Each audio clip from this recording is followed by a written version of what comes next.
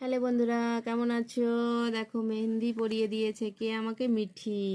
আর মিঠির হাতে গোলাপ ফুলটা দেখা মিঠি, এইটা কালকে একবার থেকে চুরি করে এনেছি।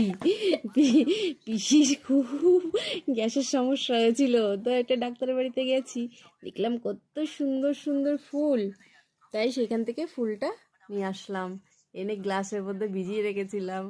সেই ফুলটা এত সুন্দর হয়েছে, দেখতে পেয়েছো তোমরা? দেখো মিঠিকে কত সুন্দর লাগছে। আমরা বসে বসে বসে বসে মেহেন্দি পড়ছিলাম, তারপরে শুয়ে শুয়ে পড়লাম। হাই, আমি আর মিঠি দুজনে মিলে। আজকে আবার আমরা ঘুরতে যাব, একটা অনুষ্ঠান আছে, সেটা হচ্ছে বাজারে, নাম বলা যাবে না, সিক্রেট বাজারে। সেখানে গিয়ে আমরা তিলক কাটবো, আর অনেক কিছু করব, তাই না মিঠি? কি কি করবো বল?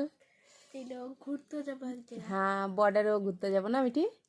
হুম, তোমরা দেখো তো মেহেন্দিটা কেমন হয়েছে। মিঠি বলে আমি পড়াতে পারি না, কারণ নাম উদ্দেশ্য করেই পড়েছি।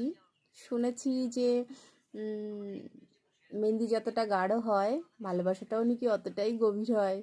তো দেখি কি হয়। বিনা মেকআপে ছবি, আমি আর মিঠি। ভাই আছে মিঠির একটা, খুব দুষ্টু, তারও ছবি ছাড়ি, প্রচণ্ড দুষ্টু, সে কথাই শোনে না।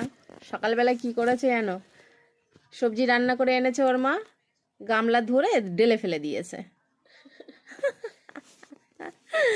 সব কিছুতে। এই যে আমরা খাটে শুয়ে আছি, জানলা দিয়ে অনেক কিছু দেখা যাচ্ছে, অনেক কিছু।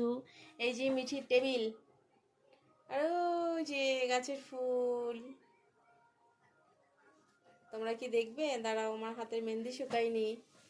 এইখান দিয়ে জানলা দিয়ে অনেক কিছু দেখা যায়,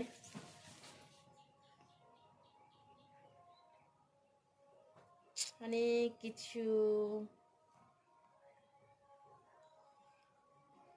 গ্রামে গাছপালাটাই বেশি। যাই হোক, আমি ঘুরতে এসেছিলাম প্রায় এক সপ্তাহের উপরে।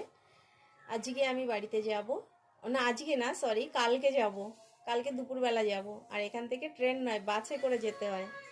2.5 ঘন্টা 3 ঘন্টা লাগে আমাদের বাড়িতে যেতে।